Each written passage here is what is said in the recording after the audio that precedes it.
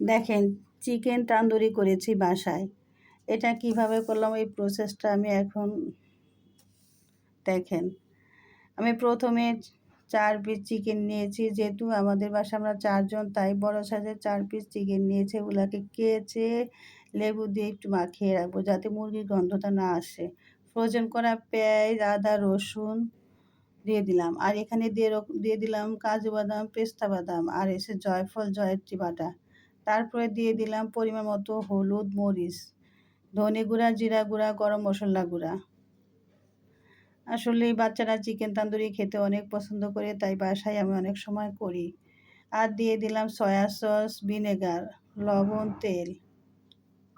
এখন কিছুক্ষণ মাখামাখি করে তারপরে মুরগিটা এটার মধ্যে 20-25 মিনিট ভিজিয়ে রাখবো যাতে ভিতরে মশলাটা ঢুকে।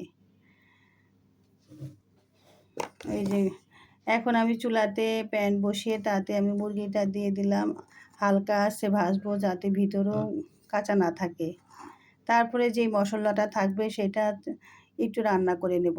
চুলাতে তেল দিয়ে, সামান্য পরিমাণ তেল দিয়ে মশলাটাকে রান্না করব, করে তার মধ্যে মুরগিটা দিয়ে দিব। এটা বেশিক্ষণ করব না, মাত্র 2-1 মিনিটের মধ্যেই ঝোলটা শুকিয়ে যাবে।